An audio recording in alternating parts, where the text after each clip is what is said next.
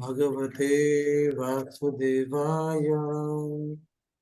ओम नमो भगवते वासुदेवाय। ओम अज्ञानतिमिरान्धस्य ज्ञानाञ्जनशलाकया चक्षुरुन्मिलितं येन तस्मै श्रीगुरुवे नमः।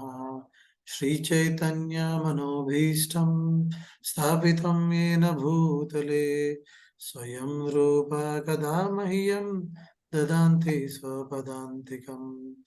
वन्देऽहं श्रीगुरु श्रीयुतापदकमलं श्रीगुरुन् वैष्णवांश। श्रीरूपं साग्रजातं सहगण रघुनाथां वितान्तं सजीवं साद्वैतं सावधूतं परिजनसहितं कृष्णचैतन्यदेवं श्रीराधा कृष्णपादान् सहगण ललिता श्रीविशाखान्वितांश। हे कृष्णा करुणा सिंधु दीनबंधो जगत्पते गोपेश गोपिका कांता राधा कांता नमोस्तुते। तप्त कांचन गौरांगी राधे वृंदावनेश्वरी वृषभानुस्तुते देवी प्रणमामि हरिप्रिये। वाञ्छाकल्पतरुभ्यश्च कृपा सिन्धुभ्यैव च पतितानां पावनेभ्यो वैष्णवेभ्यो नमो नमः। नमो विष्णुपादाय कृष्णप्रेष्ठाय भूतले श्रीमते भक्तिवेदान्त स्वामिन्निति नामिनि। नमस्ते सरस्वते देवे गौरवाणी प्रचारिणे निर्विशेष शून्यवादी पाश्चात्यदेशतारिणी। जय श्री कृष्ण चैतन्य प्रभु नित्यानंद श्री अद्वैत गदाधर श्रीवासादि गौर भक्त वृंद। हरे कृष्णा कृष्णा कृष्णा हरे हरे हरे राम राम राम हरे हरे। कृष्णाय वासुदेवाय देवकी नंदनाय च नन्दगोपकुमाराय गोविन्दाय नमो नमः। So Hare Krishna. Welcome everyone to this morning Srimad Bhagavatam session. So in the last class we have seen introduction to Srimad Bhagavatam. We have heard the story about Parikshit Maharaj, who was the first recipient of this Srimad Bhagavatam, right? So we have seen how when he was cursed by the little Brahmana and he came to know that he would die within 7 days, that is when he would listen the Srimad Bhagavatam from Sukadeva Goswami for continuous 7 days without sleep, without eating, and without getting disturbed. And then we have seen how this is again spoken by Suta Goswami in the forest of Namisharaya in front of all the Shaunika rishis, right? So after that we have started reading Srimad Bhagavatam. So we have looked into the first chapter. We have seen the first 2 verses. No, in the first 2 verses, Srila Vyasadeva, he is praising the Supreme Lord. And so today we will see how he is relating, how he is starting Srimad Bhagavatam. So in the third verse, Srila Vyasadeva, he is praising this Bhagavatam. He is saying, Nigamakalpatarorgalitam phalam sukhamukhadamrita dravya samyutam pibata bhagavatam rasamalayam muhuraho rasika bhuvibhavuka. So he's telling, so he's talking to the reader who is trying to start reading this Srimad Bhagavatam. So Srila Vyasadeva is telling, the reader of this book, this is Sukhamukhad Amrita Davyam, right? Because this Bhagavatam is spoken by Sukadeva Goswami, so it has become Amrita Davyam, right? So, like how, if you look, if you want to pick the most sweet mango, so usually it is said like if any parrot is has eaten a fruit, a mango, then that is the most sweet, right? So he is trying to compare like how this fruit of Bhagavatam, it is already tasted by Sukadeva Goswami, so it has become more tasty. It has become more relishable. So Srila Vyasadeva is saying, so any reader who is trying to read this Bhagavatam has to make a note of this point, that because it is already tasted by Sukadeva Goswami, it has become more sweet and more relishable, right? And after this, he's trying to narrate. So he is actually narrating the situation and is telling that once in the Naimisharanya, so there were so many sages. No, there were about 80,000 sages who were headed by Shaunika Rishi. And what they were doing? They were performing fire sacrifice for thousands and thousands of years, right? So Naimisharanya is having a what do you say? It is having special place. Why? Because it is said in scriptures that Naimisharanya is the center of the whole Brahmanda, right? So we know, like if you are aware, so this whole Brahmanda, this material universe, consists of 14 planetary system, and this Bhuvarlok is in the middle. So there are 7 heavenly planets above, and there are 6 lower planetary systems, right? And Bhuvarlok is in the center, and in the for this whole Brahmanda, this Naimisharanya is the center. So that is the importance of this place. So in this place, when all the Shaunika rishis, they would be able to foresee that no, this Kaliyuga people, no, this Kaliyuga is adventing, and the people of Kaliyuga are very dull-headed. No, it is described here. It is described in the 10th verse. It says,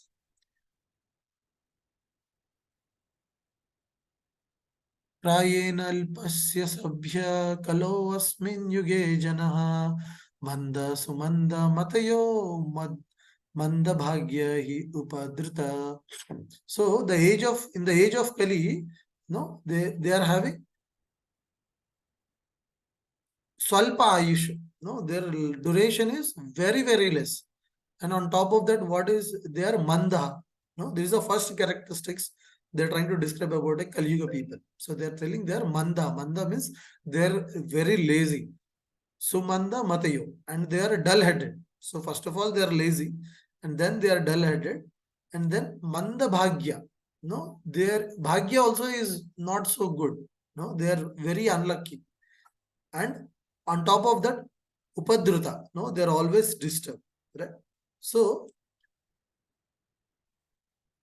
Shaunika rishis, they were able to foresee that people in Kali Yuga, so they would be having short span of life, and they would be very lazy, and they would have very dull head, like their intelligence will be very dull headed, and on top of that they will be always disturbed, right?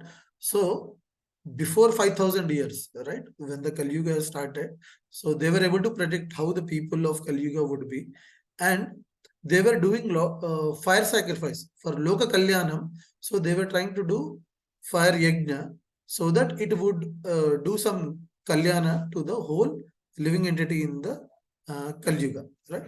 So during this situation, so what is happening? So in this whole gathering, they are able to see that the one personality has come, right? And that personality is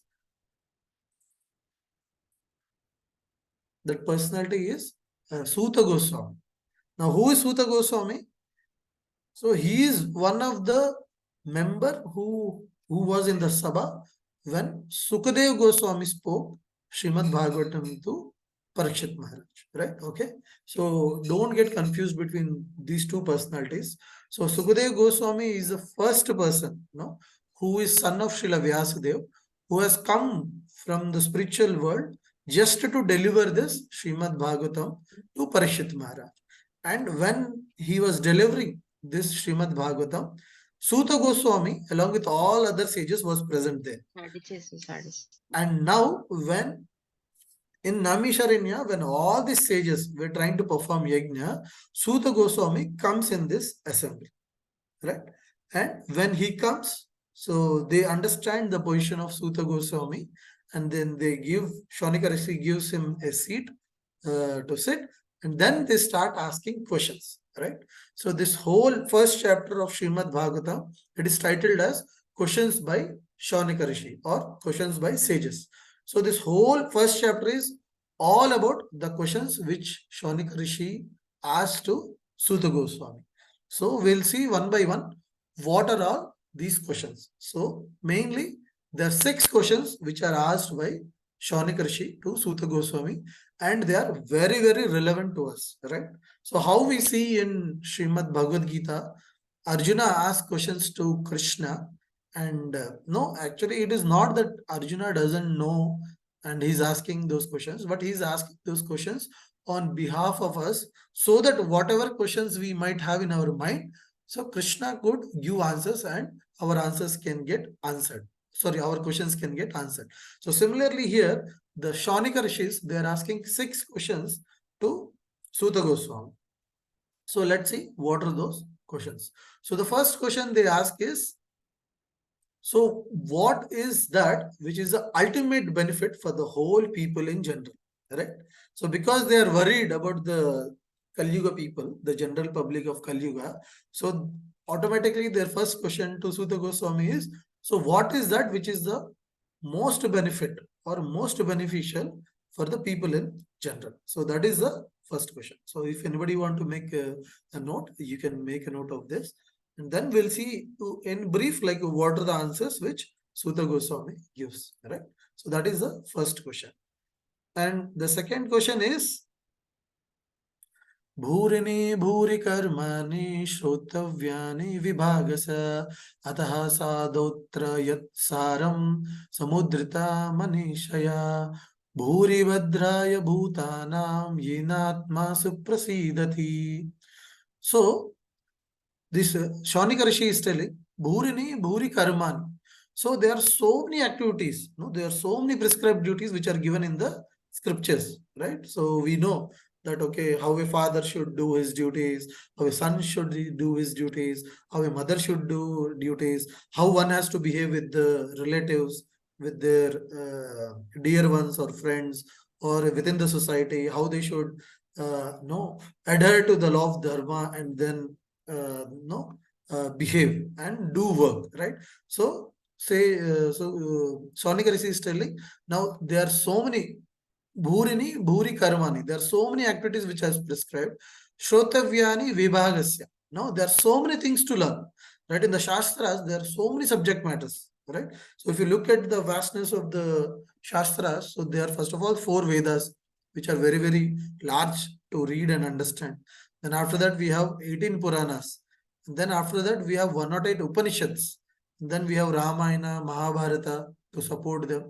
So there are too many scriptures for one to learn, right? So that's why these rishis are telling. So out of all those prescribed duties and from all those subject matters which are given in the scriptures, O Sadhu, let us know the saram. No, can you please let us know the essence, no, using your intelligence, so that it is Bhadraya Bhutana. No, it is very good for the all living beings, and at the same time it is Yenatma Suprasidati, and it is also fulfilling. No, it is Atma Suprasidati, means which is very soothing or which is very satisfaction for their soul. So basically, the second question Shaunaka Rishi is asking is, because there are so many prescribed duties in the scriptures and there are so many scriptures to read, you please let us know what is the essence of all those scriptures, no, so that it is good for all the living beings, and at the same time by following that essence, they are able to be happy in their heart or atmaram, right? So that is the second question. The first question is, what is that which is benefit for all the living beings? Second is, from all the scriptures, what is the essence which is the benefit? By doing that, the living entity can be benefited and can at the same time be happy, right? This is the second question. And third question is, why the Supreme Lord, right? Vasudevasya, no? How he has come as a son of Devakyam. So how he has come as a son of Devaki in the family to Devaki and Vasudev. What is the reason, right? So this is the third question they are asking. So why the Supreme Lord has to descend, in the womb of Devaki as a son of Vasudeva. So this is the third question, right? So after that, they are asking, fourth question is, so how the Supreme Lord maintains this material world, right? Because it is very astonishing to know that how a single person, one person can maintain everything in this world, right? It is unbelievable, right? So they are also asking that how, please let us know how the Supreme Lord maintains, with his Purusha Avatara, or how he creates, how he maintains, and how he destroys this material world. Right? This is the fourth question. The fifth question they are asking is, you please let us know the Leela avatars, because there are multiple incarnations which the Supreme Lord takes. He takes like Vara avatar, Kurma avatar, Matsya avatar, Narsingha avatar. So, Saunaka Rishi is asking, can you please elaborate on this Leela avatars of the Supreme Lord? So, this is the fifth question. And the last question they ask is, ब्रूहि योगेश्वर कृष्ण ब्राह्मणे धर्मवर्मणि स्वं कष्टम अधुनोपेते धर्मकाम शरणं गतम. So they are asking, now that the Supreme Lord Krishna has left to his abode, now under which dharma has taken sharanam, where the dharma has taken the sharanam gata, where it has taken the shelter, right? So these are the 6 questions. So I'll just repeat. The first question is, what is that which is benefit for the all living beings? Okay. And second is, what is the essence of all the scriptures? Third is how the Supreme Lord maintains with his Purusha avatars. Fourth is how he takes different incarnations, right? And fifth is, sorry, I missed in middle. They also ask, like, for what reason the Lord takes birth in the womb of Mother Devaki. So that is the third question, sorry. Fourth and fifth is about maintaining the universe, and fifth is the Leela Avataras. And sixth is, after Krishna has retired to his abode, where the religion has taken shelter to. Right? So these are the 6 questions which are briefly talked about in the first chapter, right? So we'll see briefly what are the answers to these 6 questions, right? So for the first and second, right, which is like what is the ultimate benefit and what is the essence of the scriptures. So Sukadeva Goswami, sorry, Suta Goswami, in the second chapter, he gives answer in the 6th verse.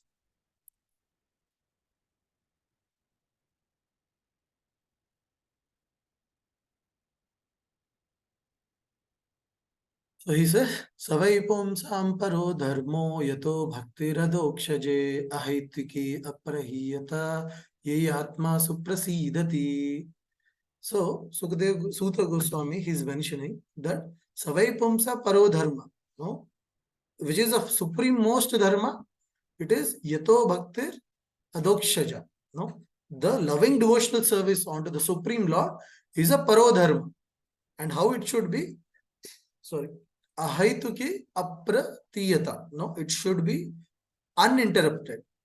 Sorry, first it should be ahaituki, without any reason or without any motivation. And apratiyata means it should be endless, or it should be uninterrupted. Ye atma suprasidati, which is very satisfaction to the soul. So this is the supreme most dharma. Right? So in Bhakti Rasamrita Sindhu, Srila Rupa Goswami, he explains like what are the different stages of bhakti, or how a sadhaka he follows certain process and he attains bhakti, which is ahaituki and aprahiyata, which is unmotivated and uninterpreted, right? Because today, if you see, we are all like practicing devotees. We have not reached that stage of where we are able to do devotional service to the Supreme Lord without any motivation and without any interruption, right? Because we have some motivation in our mind, right? That's why we are doing this devotional service. And sometimes, like in a day, if you look at our activities, probably we are able to do probably some 4 hours or 5 hours of devotional service, but during other time we are interrupted by other activities, right? So how to achieve this unmotivated and uninterrupted bhakti towards Lord is given by this Rupa Goswami in this Bhakti Ratamrita Sindhu. So what are these stages? So Rupa Goswami says that first a person develops faith, right? Shraddha.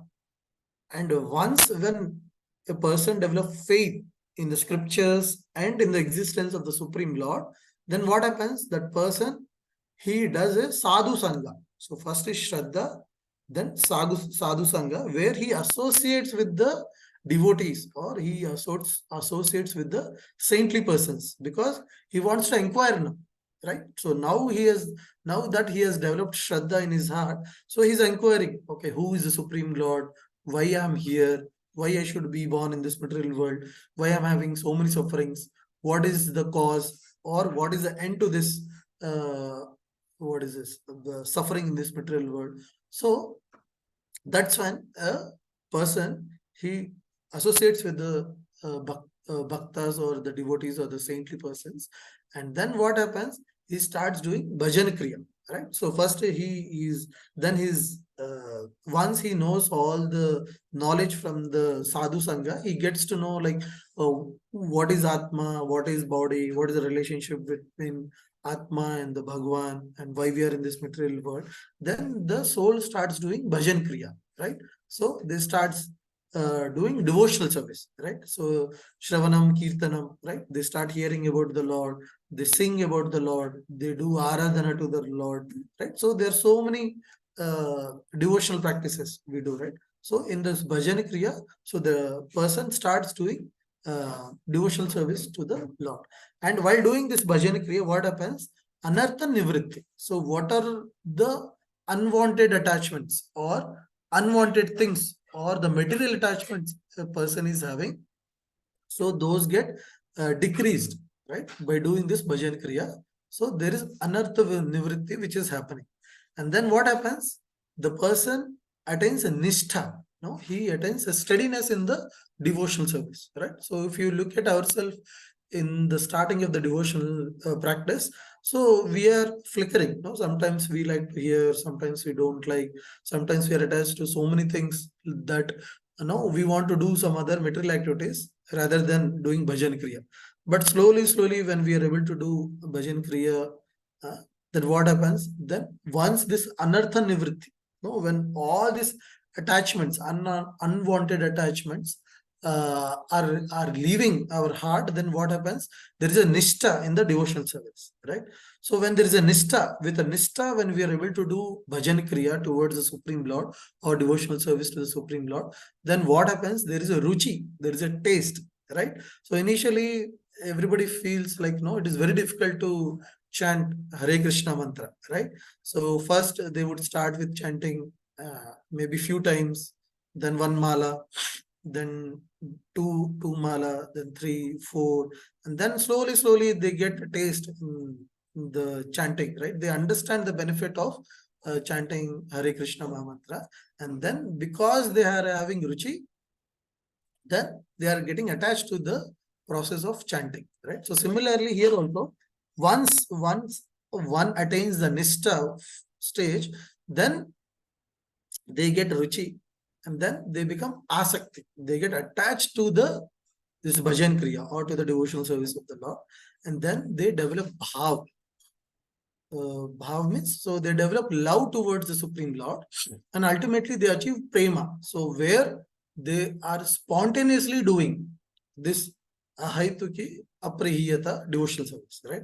So that is the stage when one attains this uninterrupted or unmotivated devotional service to the Supreme Lord. So this is what the Sutta Goswami is giving answer to the first two questions, that the ultimate goal or the essence of scriptures is that one has to achieve this uninterrupted, unalloyed devotional service to the Supreme Lord.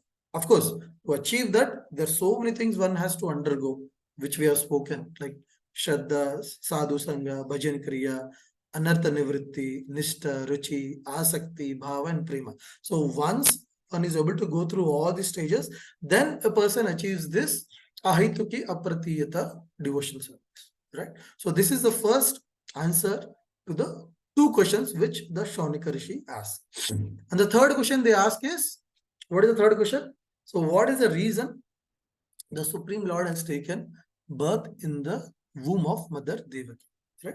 So to this, the answer is very simple. It is to reclaim all the souls, right? So in the Bhagavad Gita also we have seen where Krishna, he tells that yada yada hi dharmasya glanir bhavati bharata abhyuktanam adharmasya tadatmanam srijamyaham paritranaya sadhunam vinashaya cha dushkritam dharma samsthapanarthaya sambhavami yuge yuge.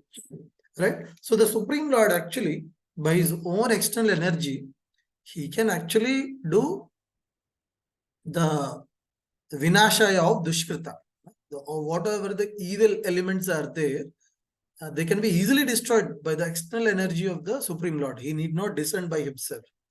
And even to dharma sthapanartha, even if you want to establish religious principles, his devotees are more than sufficient. Like Srila Vyasadeva, Suta Goswami, Sukadev Goswami, all great sages, right? Like Ramanacharya, Nimbarkacharya, Srila Prabhupada. So his devotees are more than sufficient to actually establish the dharma principles also. But the sole reason he comes is so that he can actually have some loving relationship with his devotees, and there are some pastimes or some leelas on which his devotees can meditate upon, right? So today if we think like who is a personality we all like, right? So someone would say like, no, I like Virat Kohli, or some politician like Narendra Modi, or any personality, right? So why you will have a liking towards that personality? Because you know what is that personality, right? So what are the characteristics, or what is their behavior, or what they have done, right?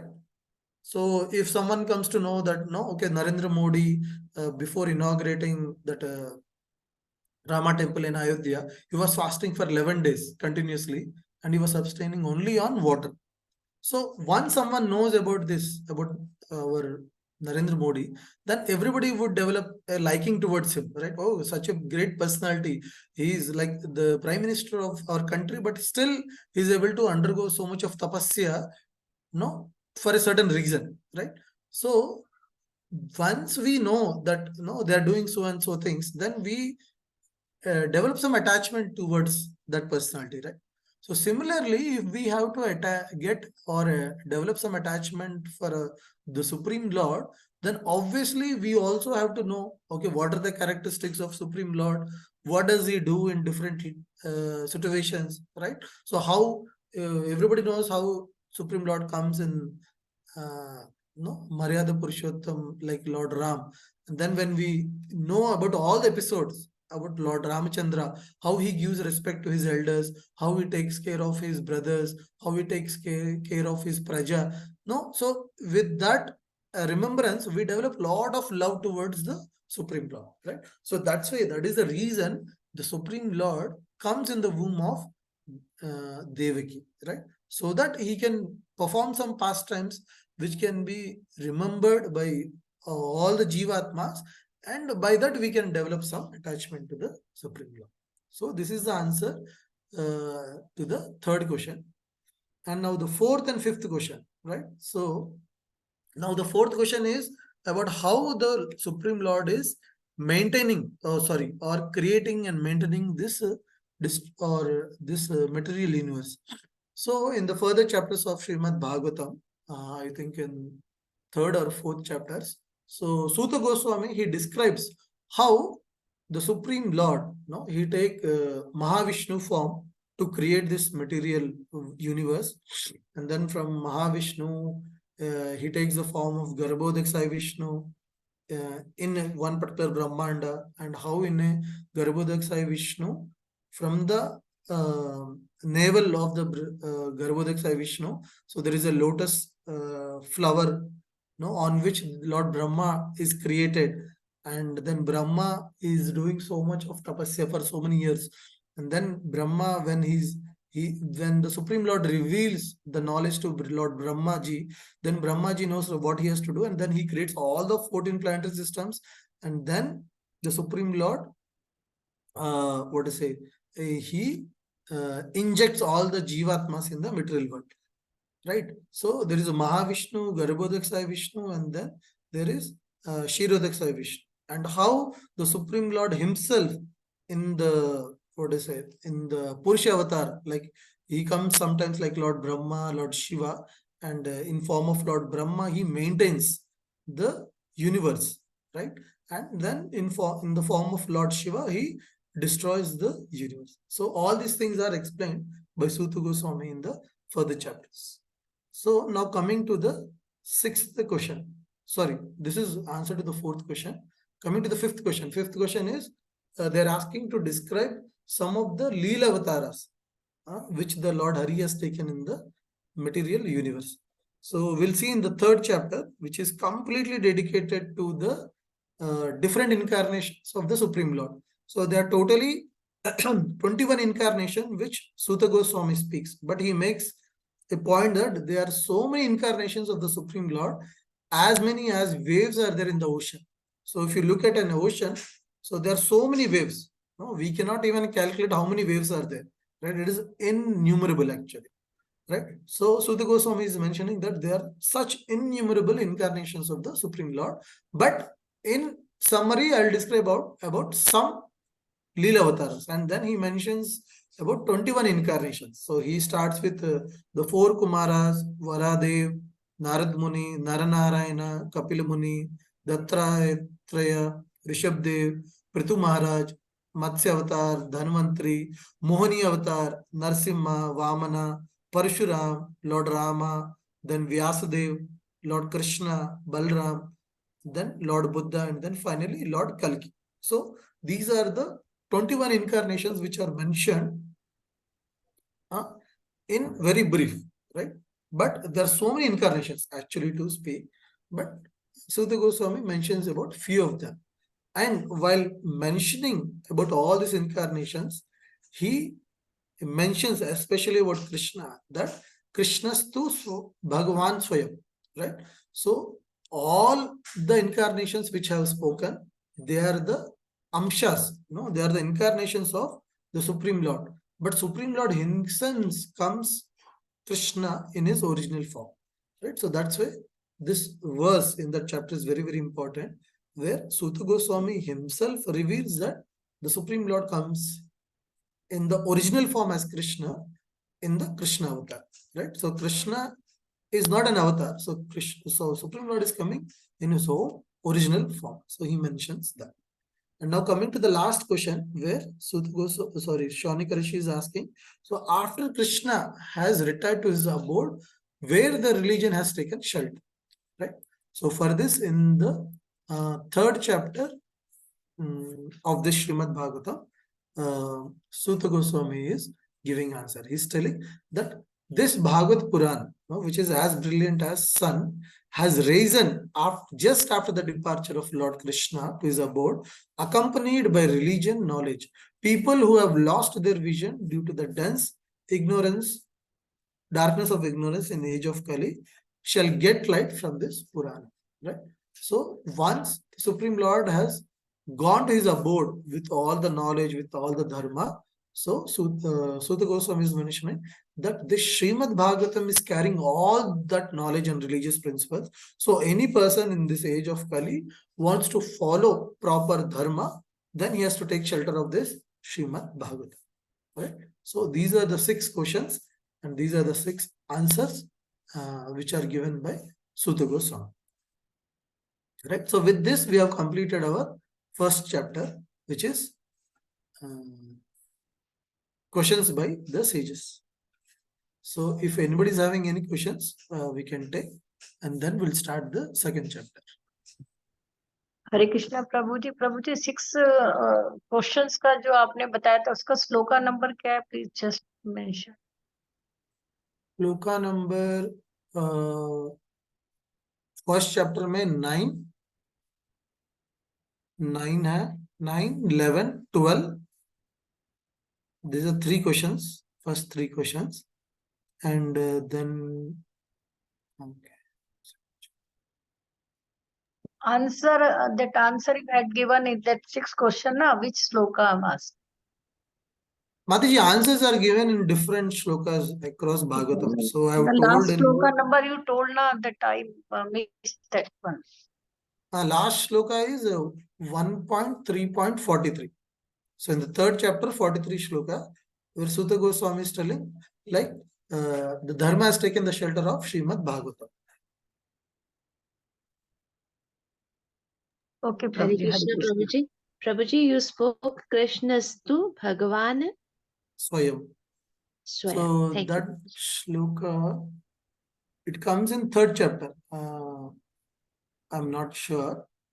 I'm not taken note of which shloka, but it comes in the third chapter, Mataji. After this second chapter, so there is this third chapter which talks about incarnations of the Supreme Lord. So I think it comes like the 25th or 26th shloka in that chapter.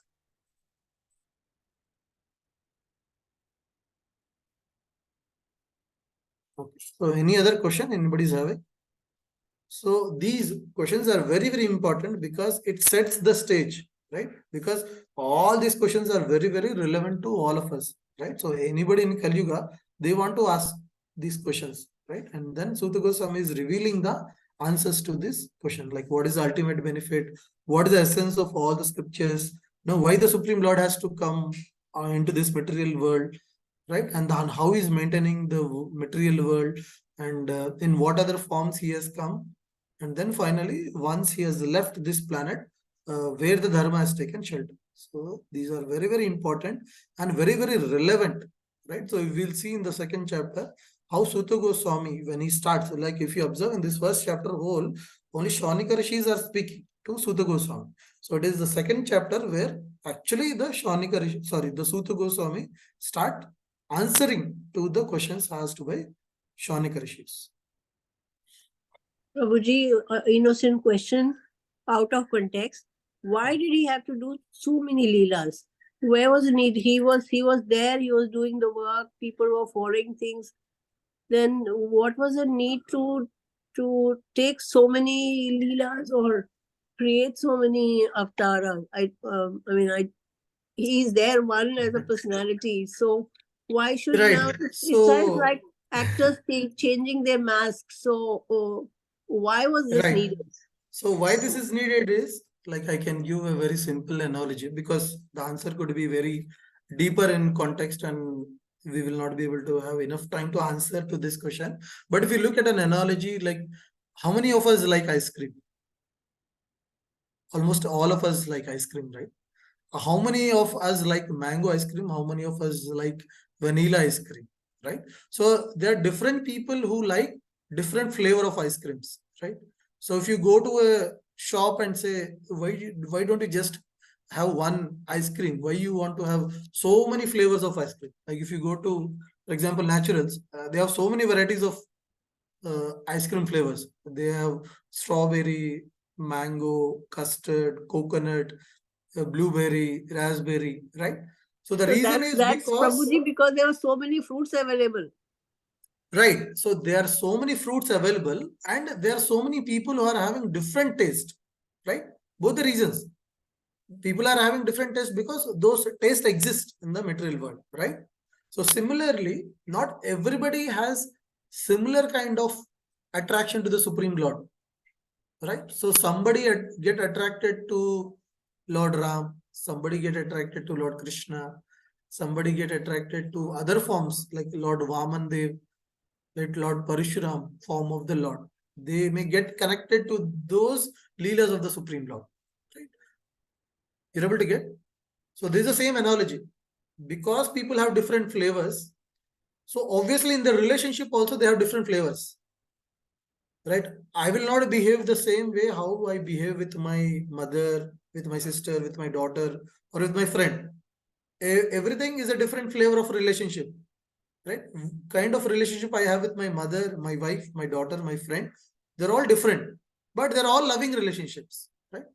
So similarly for the Supreme Lord, because everybody's having different flavor, everybody want to look at Krishna in different relationship. Some want to look Krishna as a friend, someone want to look Krishna as a master, someone want to look Krishna as their child, right? So there are so many people who do this Laddu Gopal worship. Why? Because they want to have Krishna, they want to treat Krishna as their son, and they want to take care of him as their son, right? So they have that bhava, right? So that is a flavor they want to have with Krishna. So that is the reason Krishna comes in different avatars, and that is the reason he performs different leelas also. Okay, so you're on mute, Suman Mati. I say thank you, thank you, thank you. Okay, so good question. So anybody's having any other question before we start second chapter?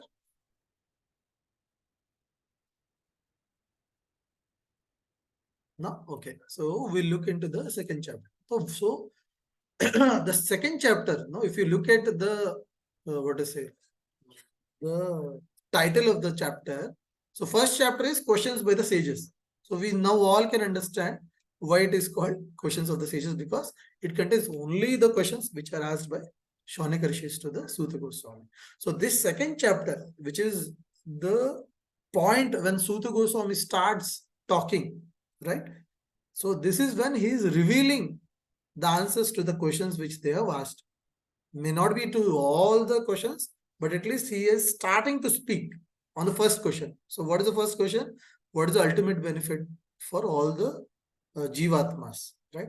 So that itself is a very, what do you say, the underlying statement for the whole scriptures, like which can be treated as a Vedanta Sutra, which can be treated as essence of all the Vedas, right?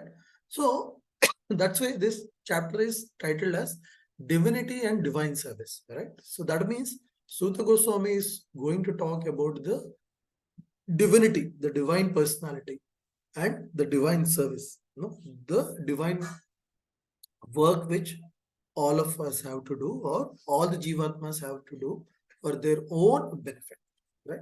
So in the start of the second chapter, when Suta Goswami, he starts speaking, so first he pays obeisance to the great sage Sukadev Goswami, right? Because he has heard this from Sukadev Goswami, so he want to acknowledge, right? He want to acknowledge, and he want to let the audience know that no, whatever I'm speaking, it is not because of my own perception or my own intelligence, but it is all what I have heard from a great sage, Sukadev Goswami, right? And then he starts talking a little bit about Sukadev Goswami. Who is Sukadev Goswami? He is son of Srila Vyasadeva. And what is the, what to say, very peculiar about Sukadev Goswami? That the moment he is born, he takes the renounced order, right? So for 16 years, he is in the womb of his mother. And the moment the time comes for him to speak Srimad Bhagavatam, that's when he comes out of the womb of his mother. And immediately he goes out of his house. He walks straight, out of the house, right? So that means immediately when he's born, he has taken the sannyas order and he has left the house, and his own father, out of separation, Srila Vyasadeva, he would be shouting, "Oh, my son, oh, putra, oh, my child." But no, Sukadeva Goswami would not pay heed to that, and he keeps on walking. And then he comes to this sabha where Parikshit Maharaj is sitting with all the sages. He comes to this gathering and he starts delivering the Srimad Bhagavatam. So here, Suta Goswami, he pays obeisances to Sukadev Goswami, and also he offers his respects to all the sages, who were all present there, and everyone who has helped him to gain this knowledge. And in the fourth shloka, which is a very famous shloka, he also pays obeisances to the Supreme Lord Narayan, right? So he says, Narayanam namaskritya naram chaiva narottamam devim saraswatim vyasam tato jaya udirate.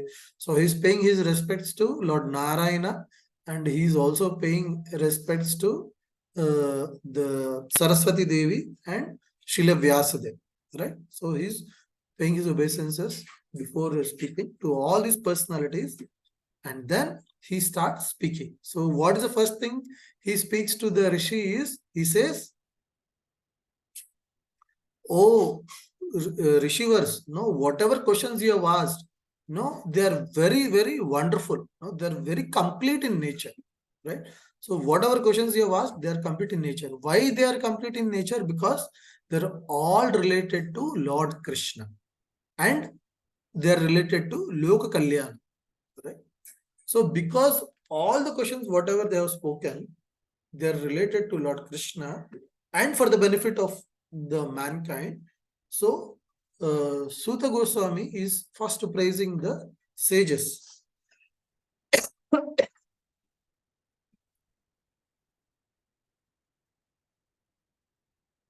So now we can understand why this conversation between the Shaunika Rishi and Suta Goswami is very, very important, and it is having the utmost position, in dialogue, right? Because the person who is delivering the message is a perfect person who knows about the Supreme Lord, who knows about the scriptures, who knows about the essence of the scriptures and what is the benefit for the praja, right?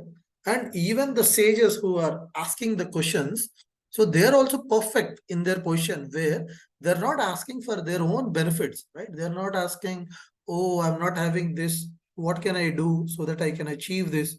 I'm not having this siddha, or what is that? You can let us know where we can go from Bhovarlok to Satyalok or some Indralok, and we can enjoy. We don't want to be in this earthly planet because kaliyuga is coming, so we want to go somewhere else where we can enjoy, right? So they are not asking all these kinds of questions. They are asking questions as a perfect student. They are asking questions, what is benefit for the mankind, and what is that which is related to the supreme law, right? So that's why here Suta Goswami, in the very first verse which he's speaking, he's actually praising the sages, that no, whatever questions you are asking, they're very worthy to meditate upon, right? And then he starts revealing. So this verse we have already seen. So in the next verse, he is answering to the first two questions, like what is the at most dharma for the mankind, and what is the essence of all the scriptures. So this is where he answers. Savai pumsam paro dharmo yato bhaktira dokshaje ahaituki aprahiyata ye atma suprasidati. Right. So this is 1.2.6 where Suta Goswami answers, and we have already discussed this verse where the param dharma is to do devotional service onto the Supreme Lord.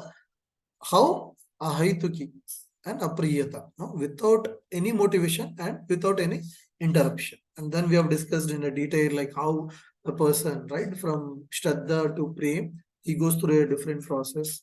And then ultimately, the person can achieve this state of stage where he can perform unalloyed and uninterrupted devotional service to the Supreme Lord. Right? So there would be many persons, he would ask us, why you should do all this chanting, why you should do a sadhana, right? Get up at a certain time, do some japa of Hare Krishna mantra. So someone is doing some 2 rounds or 4 rounds, then they are doing 2 rounds or 4 rounds, and then they are reading Bhagavad Gita for some time, maybe some 10 minutes or half an hour, as per their capacity. And they're serving Supreme Lord, like they're cooking something, some sweet or fruit they're able to offer, if not more. So someone may question, why we have to follow all these things? If we love the Supreme Lord, then why we have to show, or why we have to restrict? No, we can do however we want, right? So this is the problem, like because we have so many anarthas, because we have so many material desires. So for us to do spontaneously for the Supreme Lord is not possible, right? So we have to practice. No, we have to force ourselves. We have to get knowledge from the Shastras. With the help of knowledge, we have to train our mind that no, this is all what you want to do. But no, this is not right. No, you have to please serve the Supreme Lord. And we have to train our mind. Okay, first let's chant. Let's read Bhagavad Gita. Or let's do some devotional service. No, some seva in temple. Like prasadam cooking or prasadam serving or cleaning the temple or washing some utensils in the kitchen of temple, or maybe Nagar Sankirtan you can do. So all these are different kinds of devotional activities which one can do. But because one is not able to directly come onto the platform of this, which Suta Goswami is talking, where unallowed and uninterrupted devotion, we cannot do spontaneously because we have to follow through the process. We have to go through this cycle where we develop some Shraddha, then Sadhu Sangha, Bhajan Kriya, then whatever unwanted attachments are there, we have to get rid of them. Then we have to become steady in the devotional service. And while doing devotional service, we have to develop a taste for the devotional service. Like more than going out and watching movie, I have taste to go to temple and do some service to the Supreme Lord. So that taste we have to develop, right? So when we are steady, we develop a taste, and then that's when then we become attached to the Supreme Lord, and then only we can do this unallowed and uninterrupted devotional service, right? So this is the 6th verse where Suta Goswami is answering the first 2 questions, right? And then what he is telling, that by rendering devotional service to the Supreme Lord, what happens? One develops vairagya and one attains jnana, right? So in the next verse he's saying, Vasudevo Bhagavati Bhakti Yoga Prayojita Janeto Ashu Vairagyam Jnanam Cha Yad Ahaitukam. So by doing Vasudeva Bhakti, right? So once start doing the Bhakti of Vasudeva, what they get? They get 2 things. One is Vairagya. One is detachment to the material world, and second is jnana. So these are the 2 fruits, which one develops as a result of doing devotional service to the Supreme Lord. And then he goes on to say that, what is the use? There are so many people in the world who give lot of importance to the other dharma.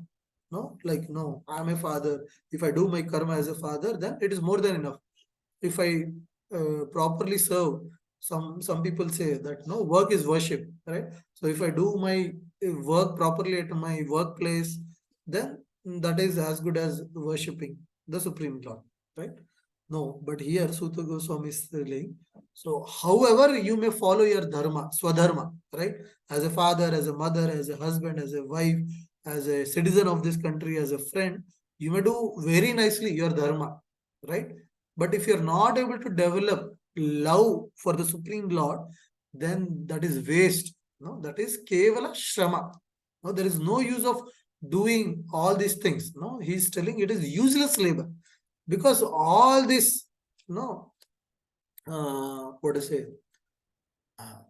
This different kinds of ashram is there. Brahmacharya ashram, Grihastha ashram, Vanaprastha ashram, Sannyasa ashram, or even the 4 categories of dividation of the society, like Brahmana, Kshatriya, Vaishya, and Shudra. So all the dharmas, so because a brahmachari would have his own dharma, Grihastha would have his own dharma, Vanaprastha would have his own dharma, Sannyas would have his own dharma. But if everybody is following their own dharma, but they are not able to develop the loving devotional service to the Supreme Lord, then Suta Goswami is telling that it is kevali shrama. It is only useless labor. So there is no use of doing all these kind of other dharmas and not able to follow the utmost dharma, right? So the utmost dharma is to do devotional service to the Supreme Lord.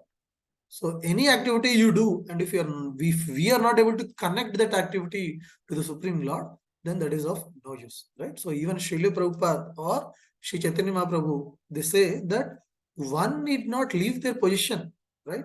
So you need not leave your house and come to the temple to do devotional service to the Supreme Lord. In whatever position you are, you are a mother to someone, your daughter to someone, you're employed to some employer, or you're doing some business, or you're a citizen of some society. So you have to be wherever you are. Only thing is you have to dovetail all your activities to the Supreme Lord. That's it. So you need not change your position. No, you need not become sannyas, or you need not become a vairagi, like where you can leave everything and then go and do devotional service. No, right? So Srila Prabhupada, Chaitanya Mahaprabhu always suggests that whatever dharma you are doing, whatever activities you are doing, be in that situation, do all the activities for the devotional service of the Supreme Lord. So whatever you are doing, we have to just dovetail those results, or we have to understand that this all whatever I'm doing as a service to the Supreme Lord, right? So if I'm having children, if I'm taking care of children, I should not think, okay, without me these children cannot survive, so that's why I'm taking care of them. No, we have to think that, okay, these children are given to me by the Supreme Lord, so it is my duty to take care of them, right? So in that mode, we have to take care of our children, like that. So anything like taking care of your parents, your spouse, or whatever you do in this society, any karya, so you have to do as a devotional service to the Supreme Lord. We have to think that, no, we are being instrument in doing this activity from Supreme Lord, right? So Supreme Lord is utilizing me.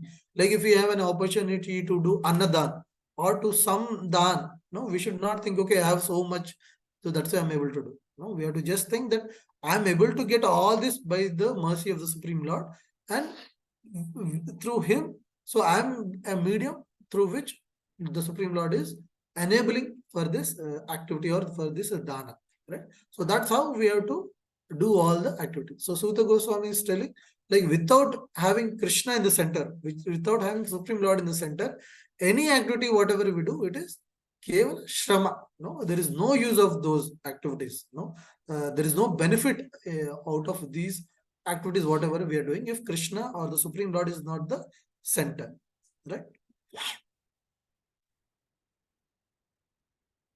So after this, no, Suta Goswami is telling that that's way one has to hear to this Bhagavatam, right?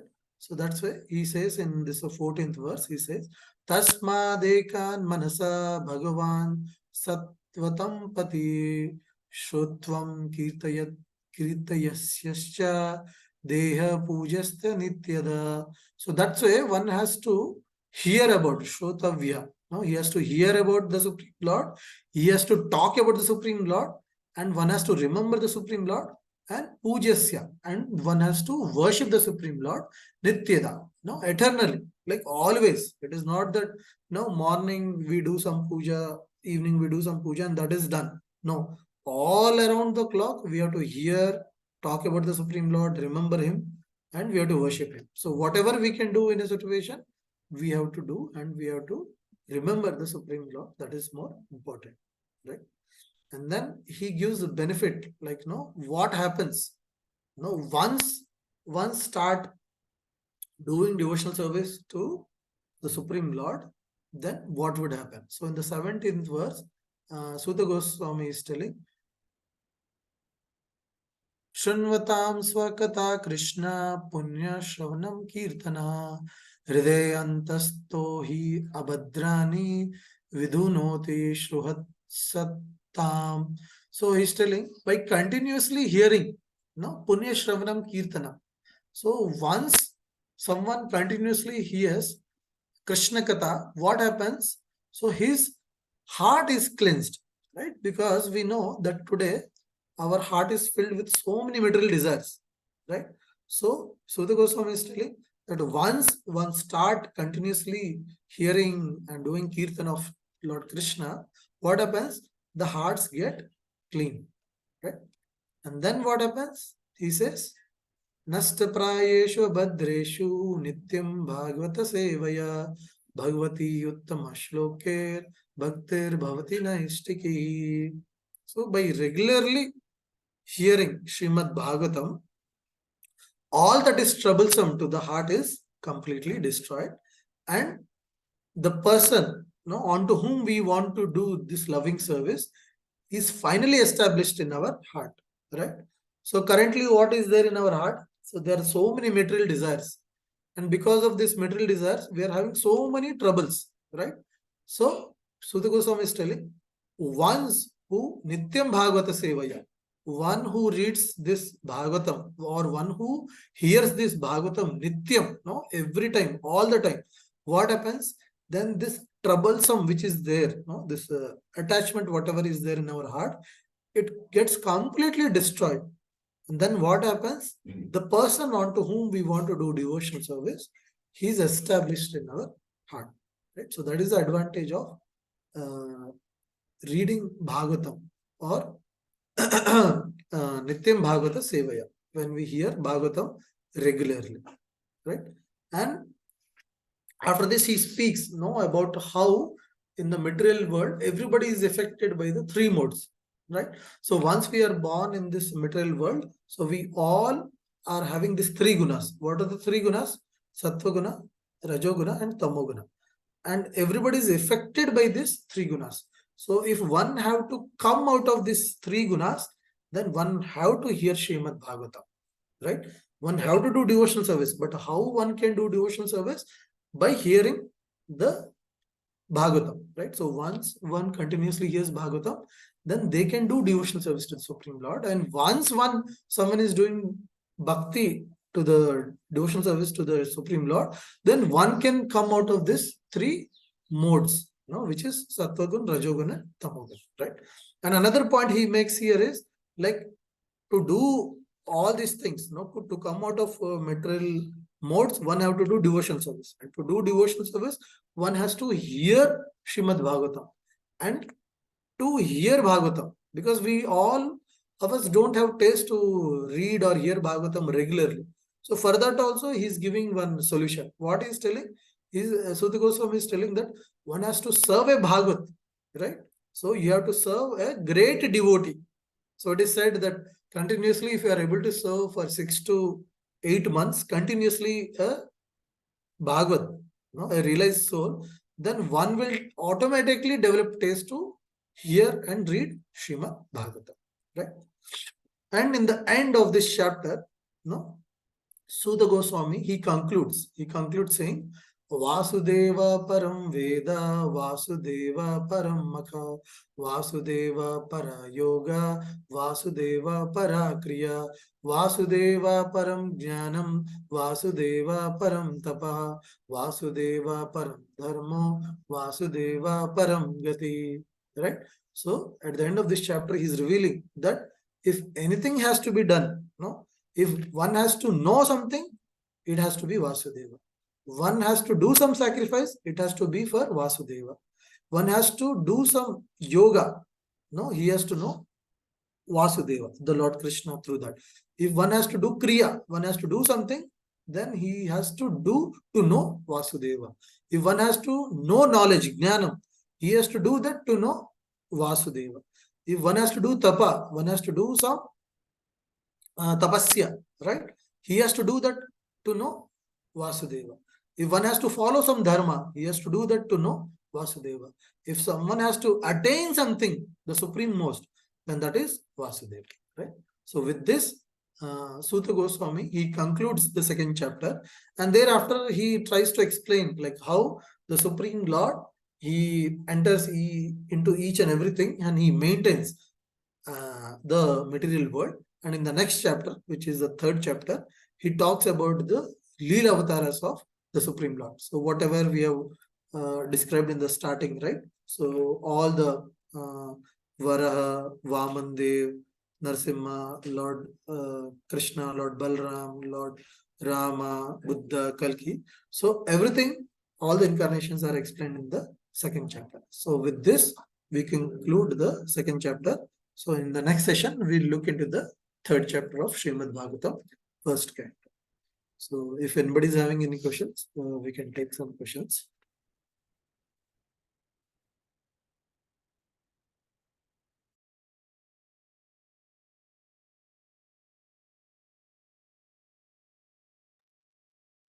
Hare Krishna Prabhuji. Prabhuji, you told why to render service to Vasudeva. First was one develops vairagya, and the second? Knowledge. Knowledge. Yes.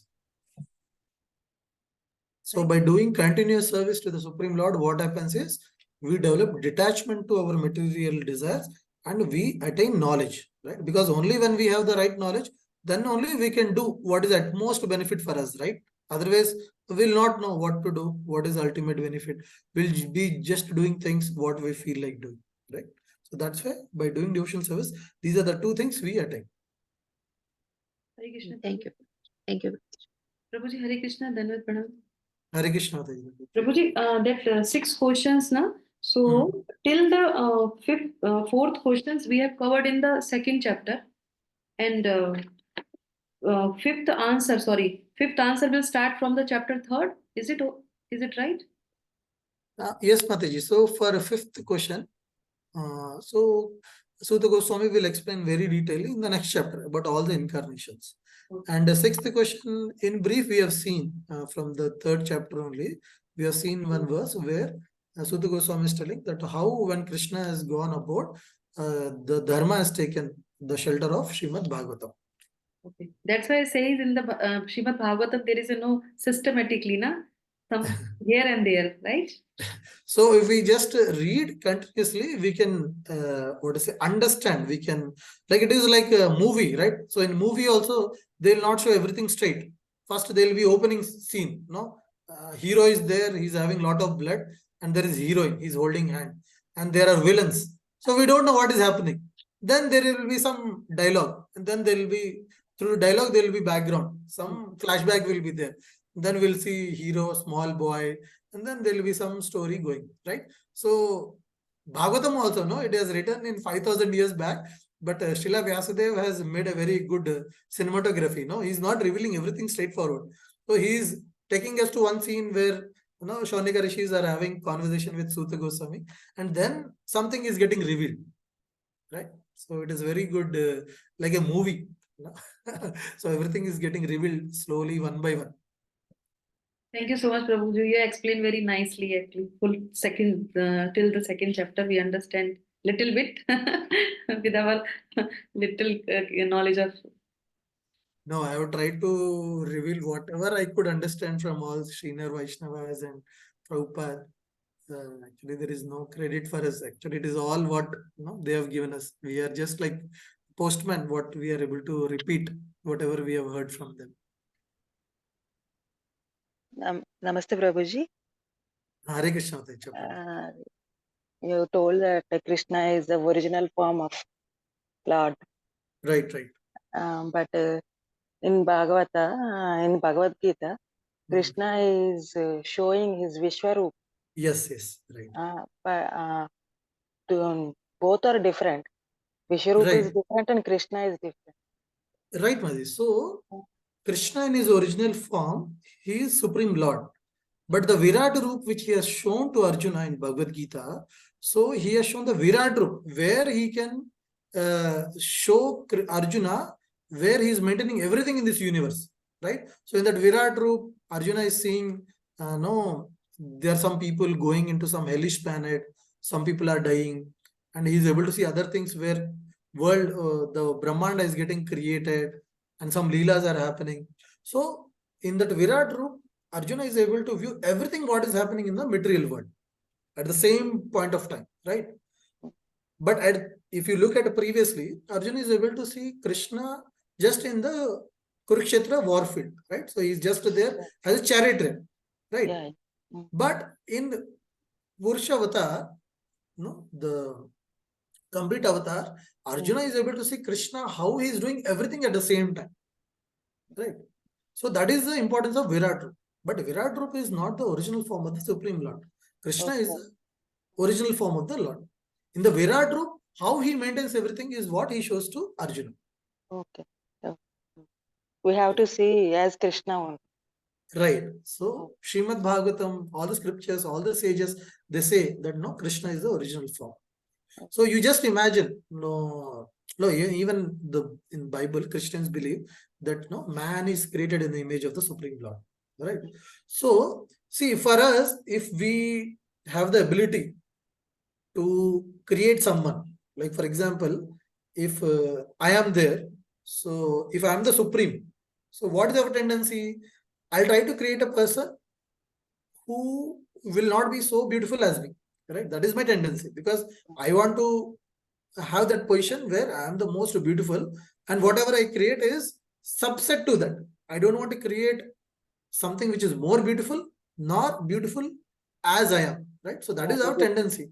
But Supreme Lord is so merciful that he has created us in his own image, like the two hands, two legs.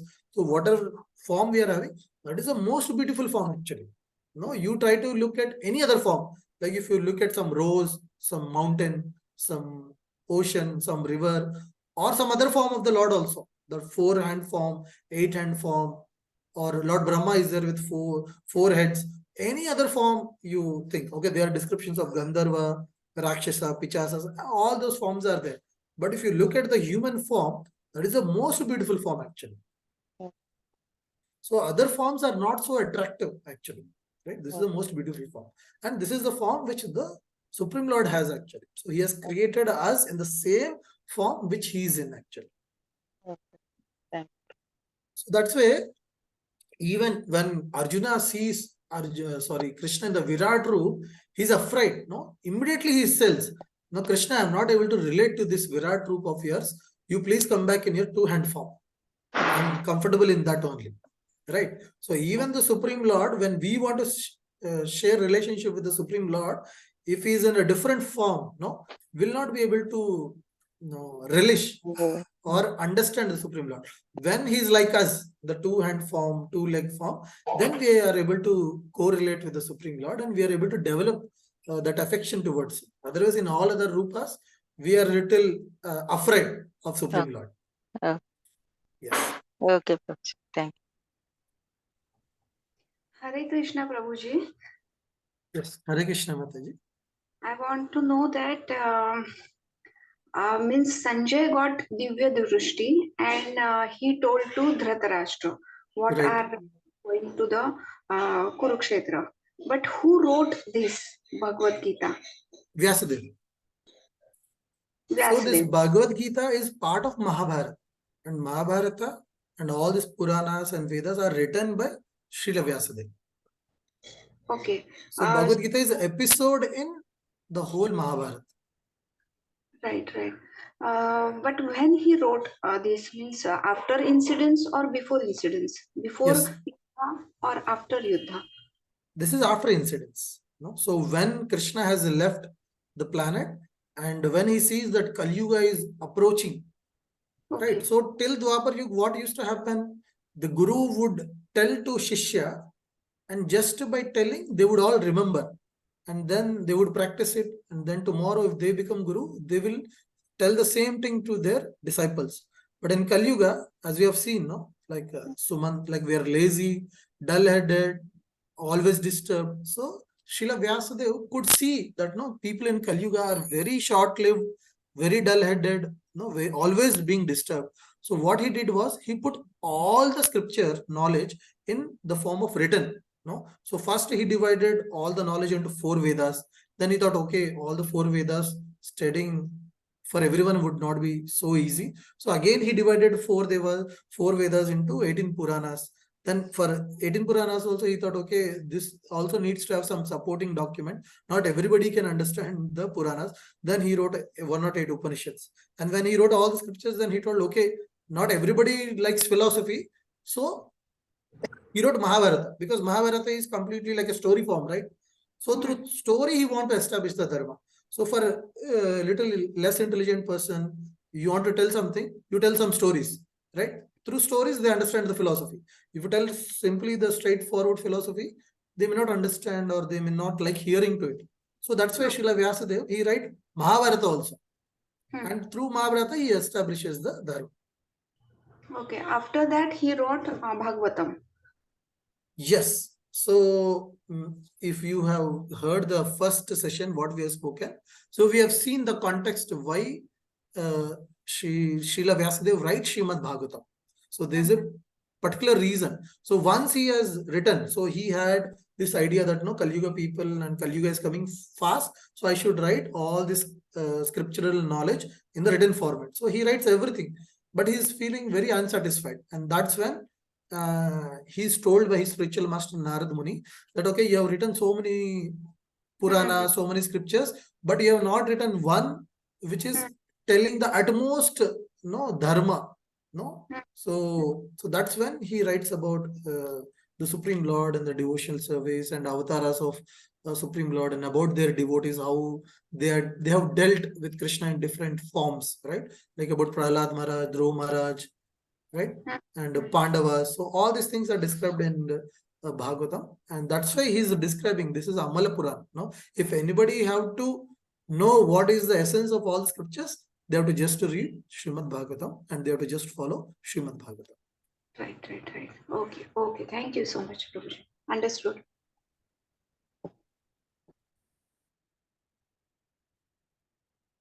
Okay. So if nobody's having any questions, so we'll wind up the session here today. So I thank everyone for attending these sessions, because not only you're benefiting, the most person who is benefiting is me, because when I have to study, read, understand, then it gives me a lot of clarity.